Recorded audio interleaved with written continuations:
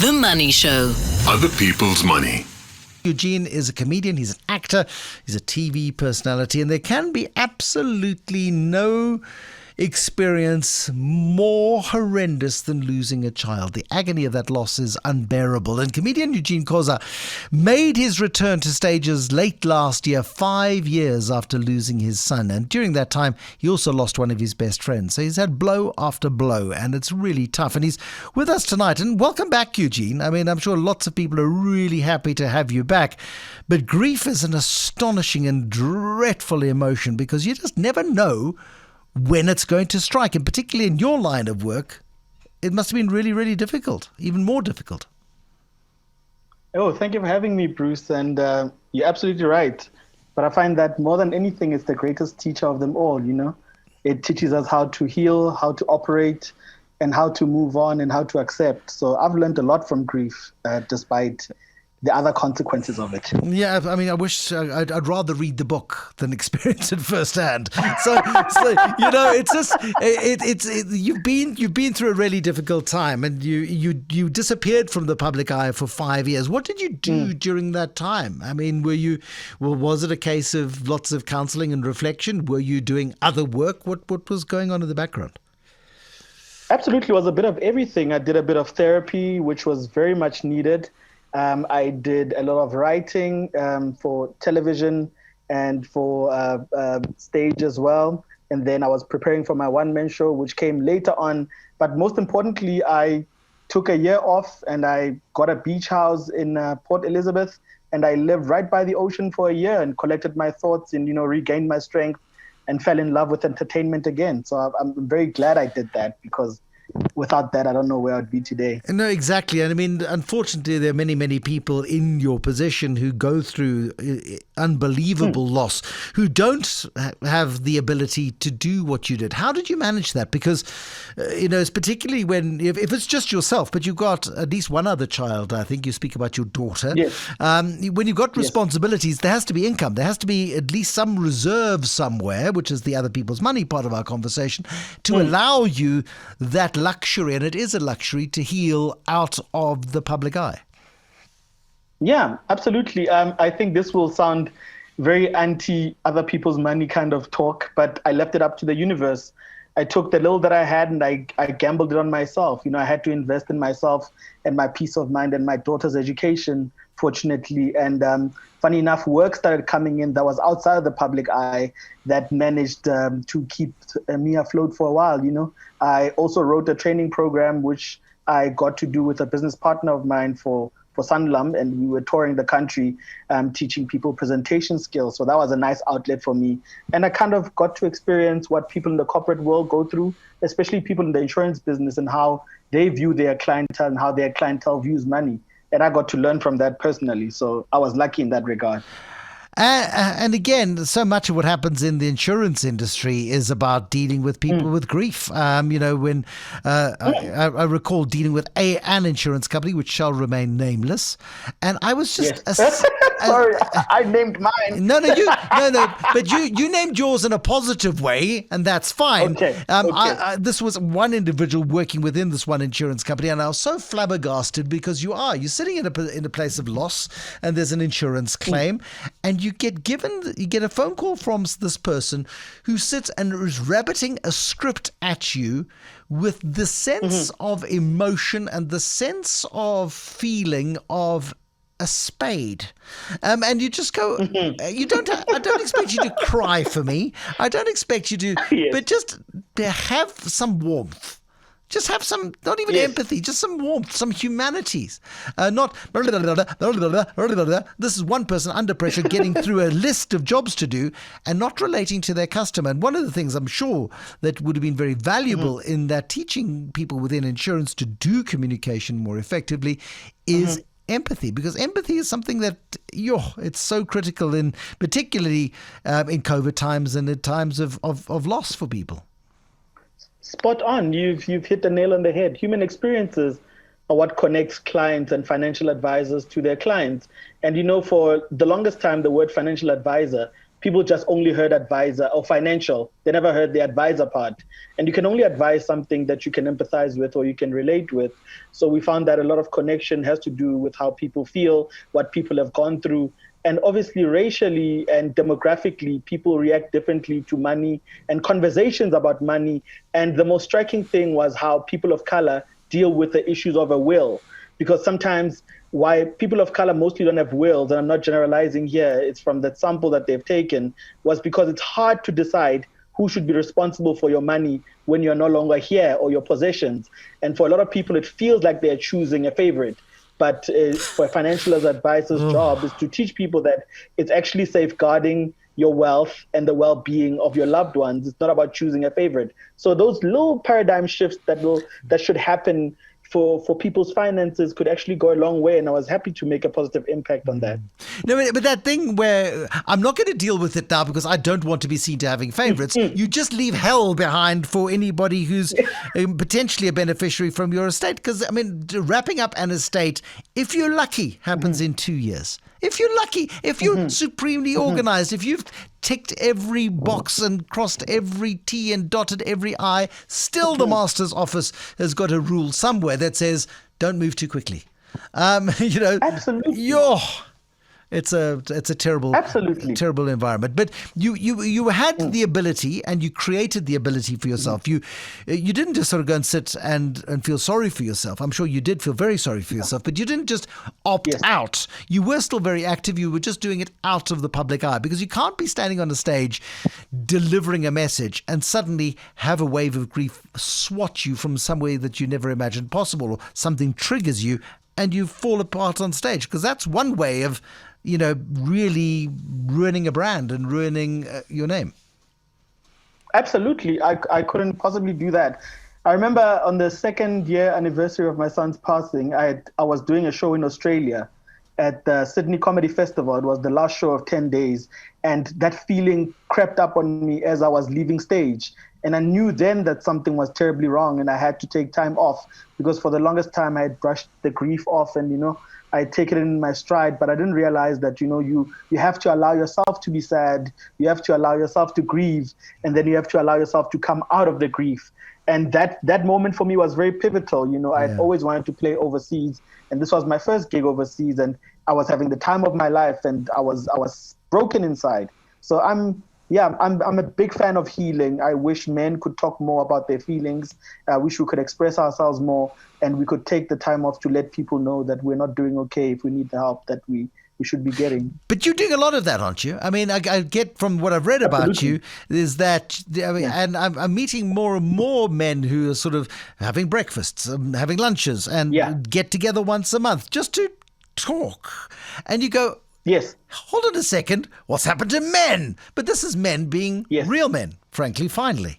Yes, absolutely. What do we think people were doing in ships while they were traveling the world and exploring as barbarians and travelers and all of that? It was a bunch of men sitting on a ship, even in a battlefield, in a trench, while they were making the trench art and whatever they were doing and waiting for gunshots to be fired on the other end. Men were sitting around and talk.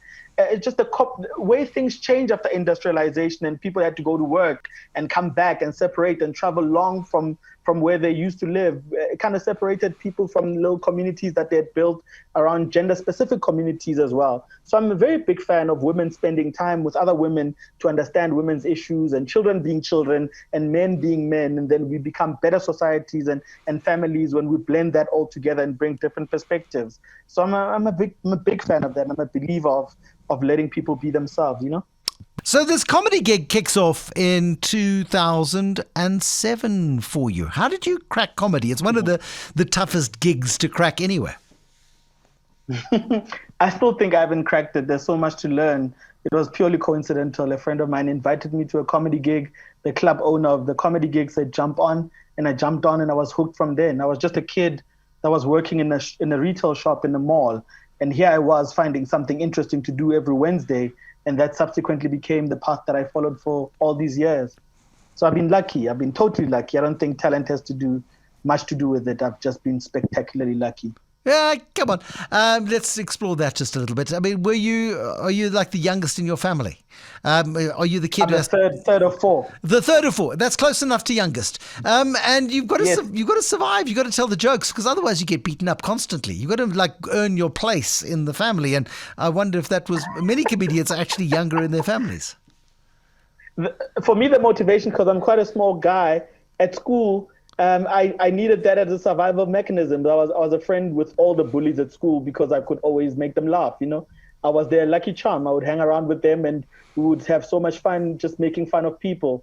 I remember after school we would play soccer, and then my favorite part was when it was my turn to sit on the sidelines and have the commentary happening while we were watching the other kids playing. So that was my favorite part, and that's where I think I sharpened my comedy wit. It was just by observation and just by commenting on what I see and finding what I find funny, and hoping that someone else finds it funny, which in this case happened to be Bear Guy, the bully at school. No, look, and you joined the bullies, so we're not going to explore that. We're not going to explore that because beat them or join them. What is it? Anyway, you joined. So now, Yes, I joined. The power of having that platform is then accentuated by going on TV and doing the light shows, doing the quick-witted shows, doing the quick retorts, because immediately that builds your profile in a way that other than social media clips perhaps can reach. Absolutely, and I also, once again, it was a stroke of luck on the universe's part, because the best friend of mine that passed away is the one that spotted me on stage and recommended me for television, and I didn't want to show up for television, and that was my first gig, and I ended up traveling the world commenting and watching how fans of soccer watch soccer during the World Cup 2010 build-up. So for me, television as well was one of those things, but as soon as I had a platform, I started realizing that it was powerful to show people that anyone can do it. You don't have to look a certain way. You don't have to act a certain way. You don't have to go to a fancy school, because I went to a township school all my life. I didn't go to university after school. So for me to end up on television and traveling the world and being on stages and selling out shows locally was a dream come true. And I hope that other people could see that from me and think, wow, I can do that as well. Have you suffered a financial setback? Have you, the last 5 years, this 5 years of healing and working quietly in the background, or did you keep your income relatively consistent during that time? I'm trying to figure out how you're managing your financial life post bereavement. Oh, there was not a lot, to be honest with you. There was not a lot of financial means to manage. I was just lucky through that other gig of mine that I was able to maintain my lifestyle. So I didn't have a lot of savings. I didn't have the luxury of savings. As we know, a lot of people came out of COVID. Even people with corporate jobs are going through a lot. And you can only imagine with us on the entertainment side. And I had to dabble into the corporate world to make ends meet, But I'm glad that happened, because it taught me another side of me that I didn't know. I never thought I would be that person that ends up sitting there in front of every one of these people and telling them what I told them. But it happened, and it was specifically aligned as well to what I do for a living, which is entertaining people. And now I was teaching them how to get their clients entertained while they are trying to get them to make life decisions that are crucial to them. And I mean, if you can help people feel good about making decisions like writing out a will and choosing choosing people to manage your estate and all of the stuff that we really don't want to face, but you can do it in a way that is friendly and charming and warm, possibly even a little bit funny, you are going to have a far higher success rate. Of that, I have no doubt at all. Yeah, absolutely. I think from listening to your show and hearing quite a number of CEOs and business leaders coming onto the station, is people don't follow leaders that they fear, they follow leaders that they love. And you have to lead by example and lead from the front. And I think once you become vulnerable and put yourself out there to your clients, you make them realize that you are one of them and they are you as well. You've made mistakes and you're trying to negate them from making the same mistakes going forward. That's the part of being a financial advisor. That's the part of being a leader and talking to this breadwinner that's leading their family, is you're exemplifying what leadership is by being vulnerable. And vulnerability has been such a crucial part of how they did business from then onwards. And it's yielded results, and they were tangible, and we could see in how they converted clients. Are your finances back on track? Are you back in control again now that you are back on stage and you're back performing, doing what you love? Slowly climbing the ladder, climbing it wisely this time.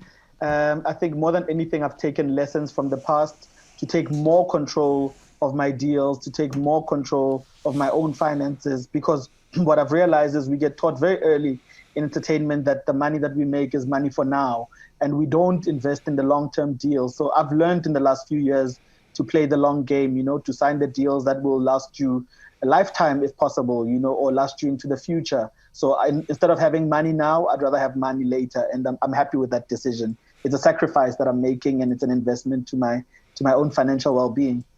And how are you feeling about the future? I mean, you seem to be as well healed as anybody can be after going through what you've been through, but you sound optimistic. You sound as if you are ready to build again. I'm very optimistic about the future, and I wish that for everyone else.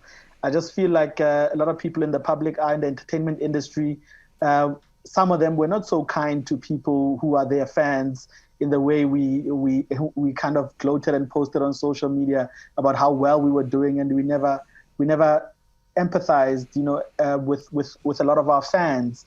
And I feel like we need to bring that back a little bit. But I'm looking forward into the future. I've got a few TV projects that are lined up in the US. I've got festivals that are coming up. Just drop that. Yes. Is this courtesy of your friend Trevor? Has Trevor connected you to one or two people? Because he's too rich now to do TV. So has he been helpful? Yes, and absolutely. Luckily, it's not in front of the television screen. It's behind the scenes. It's one of the lessons that I've learned. I want to be heavily involved behind the scenes, and I've been blessed enough to have a few projects in the works over there. A podcast that I do with a friend of mine, Josh Pincus, who now lives in Tel Aviv, and obviously the festivals that are coming up, and this comedy shows, my one-man show that's coming up as well, that we started in November. So I'm very optimistic about the future. And if you had asked me this 5 years ago, I wouldn't have imagined myself being here and having the opportunities that I have and the context that I have globally.